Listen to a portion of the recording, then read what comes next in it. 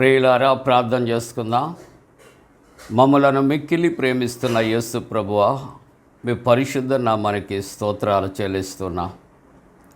ప్రభువా, మీ ఘననామం పెరట ప్రాతకాల ఆరాధన ప్రారంభిస్తూ ఉంటుండగా మీ సన్నిధి మాతో ఉంచండి నాయన. మీ సన్నిధి కాంతి మాపై ఉదయింపచేయమని ప్రార్థన చేస్తున్నా. ప్రభు, అనేక మందిగా చేరినాయన మిమ్మలను తండ్రి ఆరాధించినట్లు అనేక మందిని తండ్రి ప్రేరేపించండి, అనేక మందితో మాట్లాడండి, అనేక మంది ఆత్మీయమైన మేళ్లతో నింపబడినట్లు కృప చేయమని యేసు ప్రభు వారి దివ్య నామమున వేడుకొనుచున్నాము తండ్రి. ఆమేన్.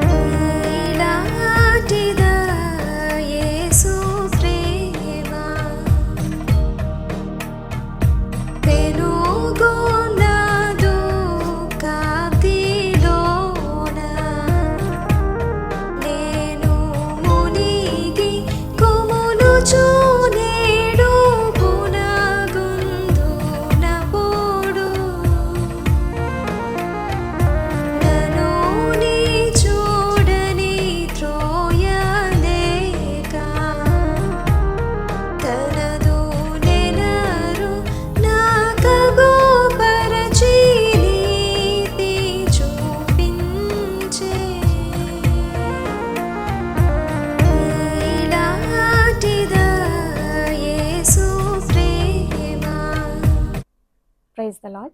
శ్రమల కాల ధ్యానాలలో ఏకీభవిస్తున్న మీ అందరికీ మన ప్రభువును ప్రియరక్షకుడైనటువంటి యేసుక్రీస్తు నామమున శుభాలు తెలియజేస్తూ ఉన్నాను. నేటి దినము ఈ సిలువ ధ్యానాలలో మనం ధ్యానించబోయేటువంటి అంశము వ్యర్థాతిశయము, వెయిన్ గ్లోరీ. వ్యర్థాతిశయము అనగా ఆ మాటను బట్టే మనకు అర్థమవుతూ ఉంది, వ్యర్థమైన వాటి యందు అతిశయించుట. మరి ఒక మాటలో చెప్పాలి అని అంటే excessive pride in one self, అధికముగా తనలో తాను గర్వించుట. చాలా సమయాలలో అనేక మంది వారికి ఉన్నటువంటి పేరు ప్రఖ్యాతులను బట్టి, అందచందాలను బట్టి, బలమును బట్టి, జ్ఞానమును బట్టి, శక్తిని బట్టి, ధైర్యాన్ని బట్టి, అధికారము, అంతస్తును బట్టి, ఇలాగూ వారికి కలిగి ఉన్నటువంటి అనేక విషయాలను బట్టి గర్విస్తూ ఉండడము మనం చూడగలుగుతూ ఉంటాము. అయితే వారు ఏదైతే కలిగి ఉన్నారో దానిని ఉపయోగించవలసినటువంటి సమయం వచ్చినప్పుడు అవి పనికి రాకుండా ఉండడం కూడా మనం చూడొచ్చు. మరికొందరైతే వ్యర్థమైనటువంటి వాటి యందు, అంటే వారు చేసేటువంటి అన్యాయపు పనులు లేకపోతే నీచమైనటువంటి కార్యాలను బట్టి కూడా అనేక మంది అతిశయిస్తూ ఉంటారు. దీనినే వ్యర్థముగా అతిశయించుట అని మనము ఆలోచన చేస్తూ ఉంటాము. అయితే ఈ దినము దైవ లేఖనాలను బట్టి అసలు మానవులు దేని యందు అతిశయించాలి, దేని యందు అతిశయించకూడదు అనేటువంటి విషయాన్ని క్లుప్తముగా మనము ధ్యానము చేద్దాము.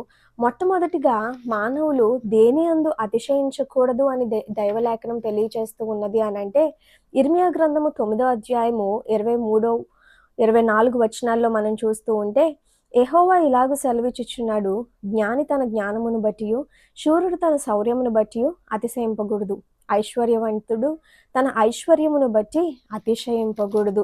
ఏమని తెలియచేస్తూ ఉన్నాడండి? ఎవరైతే జ్ఞానులుగా ఉంటూ ఉన్నారో, శూరులుగా ఉంటూ ఉన్నారో, ఐశ్వర్యవంతులుగా ఉంటూ ఉన్నారో, వారికి కలిగినటువంటి వాటిని బట్టి వారు అతిశయించకూడదు అని దైవ లేఖనాలు హెచ్చరిక చేస్తూ ఉంటూ ఉన్నాయి.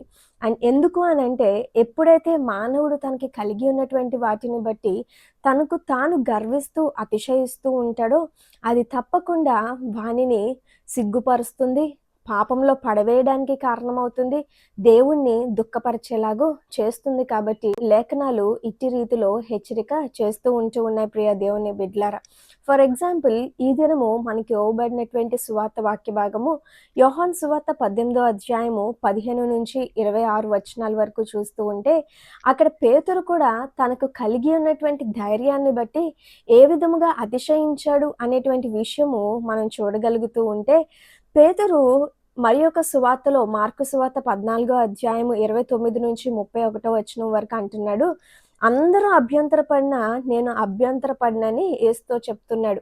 అంటే యేసుక్రీస్తును పట్టుకునేటువంటి సమయం వచ్చినప్పుడు, యేసుక్రీస్తు దానిని గూర్చి వివరిస్తూ ఉన్నటువంటి సమయంలో అతను దుడుకుగా ఎలాగూ ప్రవర్తిస్తూ ఉంటూ ఉన్నాడు అనంటే, తన యొక్క గొప్పతనాన్ని, తన యొక్క ధైర్యాన్ని చాటి చెప్పుకోవడానికి, అందరిలో నేనే గొప్ప అనేటువంటి రీతిలో ప్రస్తావించుకోవడానికి అంటున్నాడు.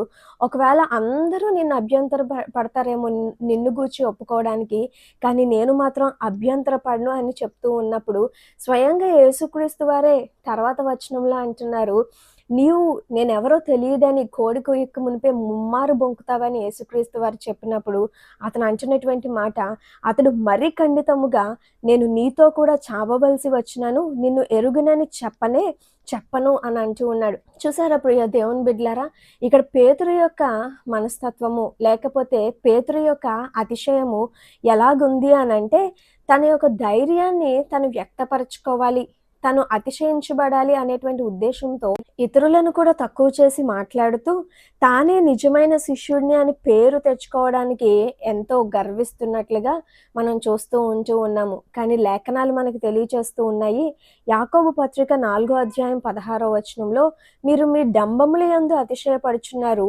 ఇట్టి అతిశయము చెడ్డది. అవును, మానవుడు దేనిని బట్టి అయితే గర్విస్తూ ఉన్నాడో, దేనిని గూర్చి అయితే గొప్పగా చెప్పుకుంటూ ఉన్నాడో, అటువంటి అతిశయము చెడ్డది అని తెలియచేయబడుతూ ఉంటూ ఉన్నది.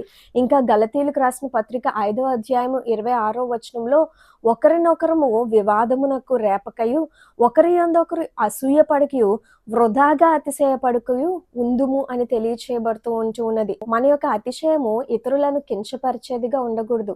మన యొక్క అతిశయము ఇతరులతో వివాదము రేపేటువంటి రీతిలో ఉండకూడదు. లేదా మనము దేనిని బట్టి అయితే గర్విస్తున్నామో దానిని బట్టి ఇతరులు అసూయపడేటువంటి రీతిలో ఉండకూడదు. అది వ్యర్థమైనటువంటి అతిశయము అనే లేఖన భాగము హెచ్చరిస్తూ ఉంటూ ఉన్నది ప్రియ దేవుని బిడ్డలారా. ఇక్కడ పేతురు కూడా అదే చేస్తూ ఉంటూ ఉన్నాడు. తనకున్నటువంటి ధైర్యాన్ని బట్టి దేవుడికే తను జవాబు చెబుతూ ఇతరులను తగ్గించి మాట్లాడుతూ ఉంటూ ఉన్నాడు. నేను ఏదేమైనప్పటికీ కూడా నీ కొరకు నేను ప్రాణం పెడతాను అనేటువంటి రీతిలో మాట్లాడుతున్నాడు. కానీ ఈ దినము మనం చదువుకున్నట్టు వాక్య భాగంలో చూస్తూ ఉంటే, నీవు ఈ మనుష్యుని శిష్యులలో ఒకడువు కావా అంటే అతడు అంటున్నాడు, కాను అని చెప్తూ ఉన్నాడు. తర్వాత 25వ వచనంలో నేను కాను, నేను ఎరుగను అని ఒప్పుకుంటూ ఉన్నాడు. తర్వాత 26వ వచనంలో పేతురు నేను ఎరుగునని మరి ఒకసారి చెప్పాను. ఈ విధంగా 3 సార్లు కోడి కూయక మునుపు యేసు ఎవరో తెలియదని అతను బొంకినట్లుగా మనం చూస్తూ ఉన్నాం. దేనిని బట్టి అతిశయించాడు, దేనిని బట్టి గర్వించాడు. మరి ఇప్పుడు యేసుక్రీస్తును పట్టుకున్నప్పుడు అతను ఒప్పుకోవడానికి తన ధైర్యం ఏమైపోయింది, తను ఇచ్చినటువంటి మాట ఏమైపోయింది? ఒకసారి మనం ఆలోచన చేద్దాం ప్రియ దేవుని బిడ్డలారా. చేతకాని దానికోసం చేయలేనటువంటి ధైర్యమును బట్టి అతను సంపాదించుకోవాలి పేరు అని అనుకున్నాడు. కానీ చివరికి సిగ్గుపరచబడ్డాడు ప్రియ దేవుని బిడ్డలారా. కాబట్టి అటువంటి అతిశయము మానవునికి తగదు అని దేవుని వాక్యం ఈ దినము సెలవిస్తూ ఉంటూ ఉన్నది. మరి మానవులు దేని యందు అతిశయించాలి అని అంటే, ఇదే ఇర్మియా గ్రంథము 9వ అధ్యాయం 23-24 వచనాల్లో చూస్తూ ఉంటే, అతిశయించువాడు దేనిని బట్టి అతిశయింపవలననగా, భూమి మీద కృప చూపుచు నీతి న్యాయములు జరిగించుచున్న యెహోవాను నేనేనని గ్రహించి నన్ను పరిశీలనగా తెలుసుకొనుట బట్టియే అతిశయింపవలెను. అట్టి వాటిలో నేను ఆనందించువాడనని యెహోవా సెలవిచ్చుచున్నాడు. ఏమని మనం అతిశయించాలి, దేనిని బట్టి మనం అతిశయించాలి అని అంటే ఆయనే దేవుడని, ఈ భూమి మీద కృప చూపుచున్నటువంటి దేవుడు, నీతి న్యాయములు జరిగించుచున్నటువంటి దేవుడే అని మనము తెలుసుకుని, ఆయనను పరిశీలనగా తెలుసుకొనుట చేత, అంటే ఆయన చిత్తమును తెలుసుకొనుట చేత మనము అతిశయించాలి. దేవుడు దానిని బట్టి సంతోషిస్తాడు అని తెలియచేయబడుతూ ఉన్నది ప్రియ దేవుని బిడ్డలారా.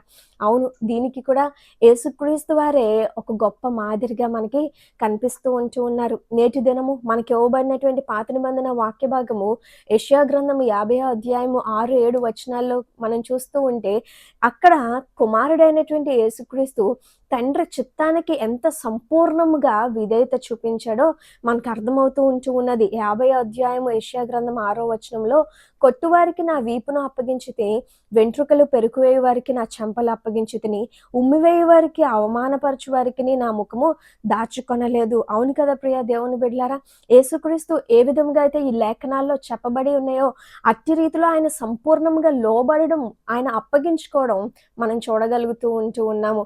అందుకనే ఎవరైతే ఆయన యందు ఆయన చిత్తానికి లోబడతారో వారెవరు కూడా సిగ్గుపరచబడరు అని లేఖనాలు తెలియజేస్తూ ఉంది. అందుకే 7వ వచనంలో, ప్రభువగు యెహోవా నాకు సహాయము చేయవాడు గనుక నేను సిగ్గుపడలేదు అని తెలియచేయబడుతుంది. అవును, యేసుక్రీస్తు వారు సంపూర్ణముగా తనకు కలిగినటువంటి స్థానమును విడిచిపెట్టుకుని తగ్గించుకుని ఈ భూలోకానికి వచ్చాడు. తండ్రి చిత్తాన్ని సంపూర్ణముగా నెరవేర్చాడు.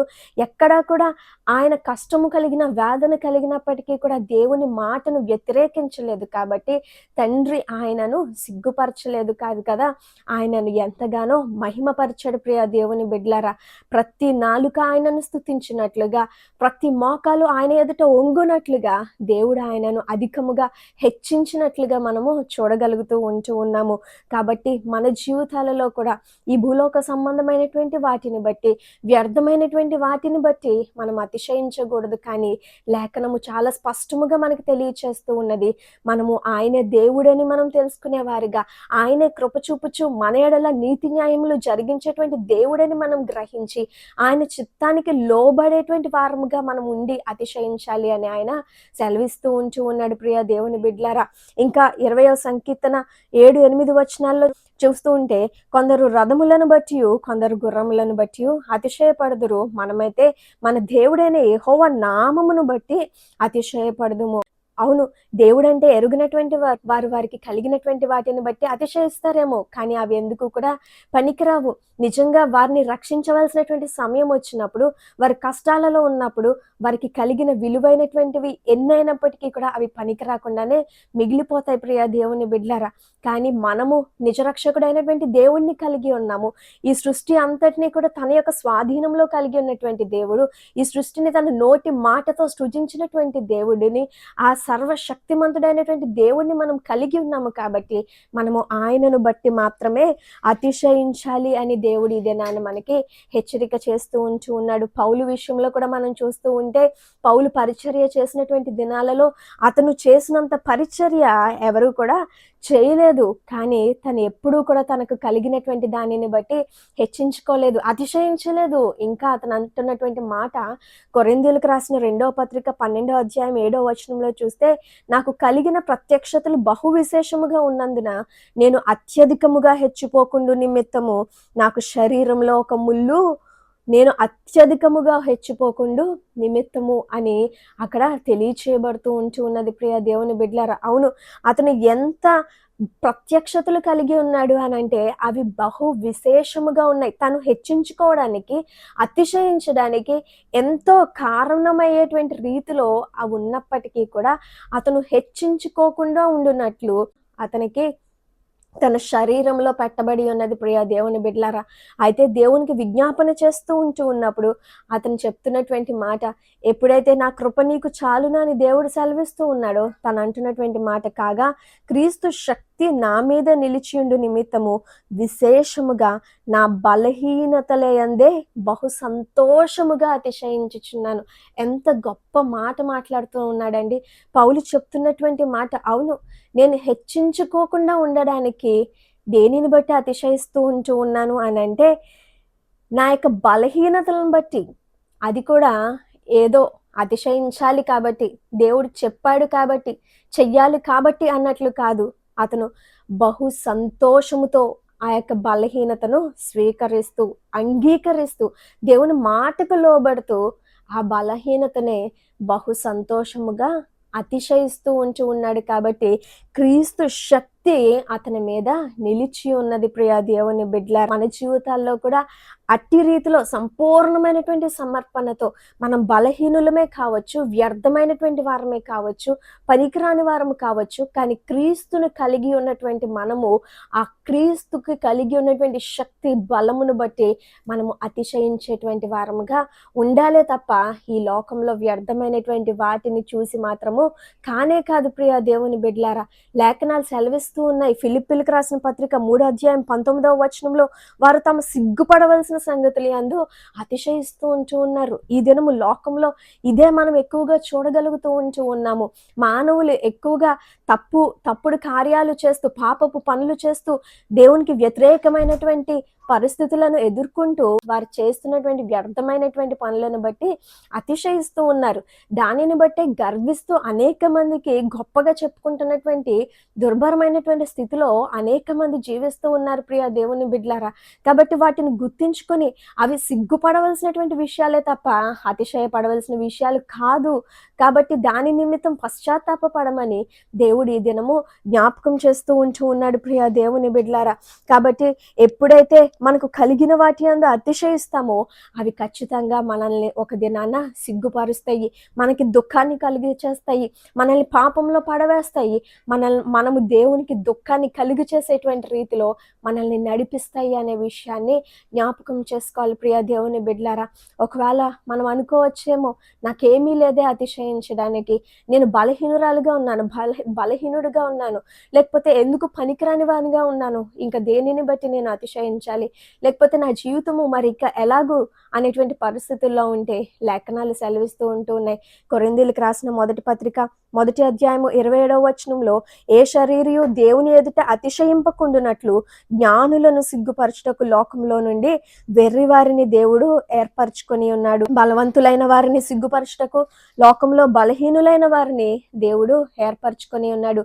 ఎన్నికైన వారిని వ్యర్థము చేయుటకు లోకంలో నీచులైన వారిని, తృణీకరింపబడిన వారిని, ఎన్నికలేని వారిని దేవుడు ఏర్పరచుకున్నాడు. అవును ప్రియా దేవుని బిడ్డలారా, మనం దేవుని యందు తగ్గింపు కలిగి ఉంటే, దేవుడు ఆశించినట్లు ఆయన చిత్తాన్ని తెలుసుకొని పరిపూర్ణంగా దాన్ని జరిగించేటువంటి వారముగా మనం ఉండగలిగితే, ఎవరైతే అతిశయిస్తూ ఉన్నారో, వ్యర్థమైన వాటిని యందు అతిశయిస్తూ ఉంటూ ఉన్నారో, వారిని సిగ్గుపరచడానికి దేవుడు ఏం చేస్తాడంట, ఈ లోకంలో నుండి వెర్రి వారిని, బలహీనులైనటువంటి వారిని, ఎన్నికలైనటువంటి వారిని, నీచులైనటువంటి వారిని, తృణీకరించినటువంటి వారిని ఆయన ఏర్పాటు చేసుకుంటూ ఉన్నాడు. ప్రియా దేవుని బిడ్డలారా, కాబట్టి ఖచ్చితంగా ఆయన యందు మనం లోబడగలిగితే ఆయనే మనలను హెచ్చించేటువంటి వాడు.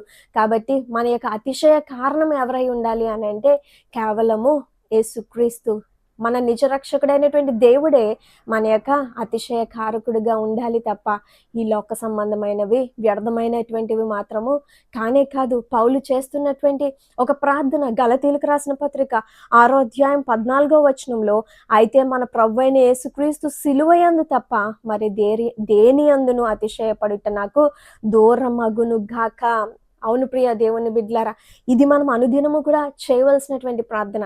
ఒకవేళ అపవాది మనకి తెలియకుండానే మనల్ని ప్రలోభపెట్టి కొన్ని వ్యర్థమైన వాటి యందు అతిశయించేలాగా చేస్తాదేమో, కానీ ఇక్కడ పౌలు అంటున్నటువంటి మాట, యేసుక్రీస్తు యొక్క సిలువ యందు తప్ప మరి దేని యందు కూడా నేను అతిశయించకూడదు, అవి నాకు దూరం అవును గాక అని ప్రార్థన చేస్తున్నటువంటి రీతిలో మనము కూడా దేవుని సిలువ యందు మాత్రమే మనం అతిశయించేటువంటి వారముగా మనం ఉండాలి. ఈ లోకంలో ఎన్ని కలిగి ఉన్నప్పటికీ కూడా అది వ్యర్థము, విలువ లేనటువంటిదే. కానీ యేసు సిలువ యందే మనకు నిజమైనటువంటి విలువ, మన జీవితాలకు నిజమైనటువంటి విలువ ఉంది. ప్రియా దేవుని బిడ్డలారా, ఆ సిలువలోనే మనకి శక్తి, ధైర్యము, బలము, జ్ఞానము సమస్తము ఉంది. ప్రియా దేవుని బిడ్డలారా, ఆయన మనలను సిగ్గుపరచకుండా చేసేటువంటి దేవుడు.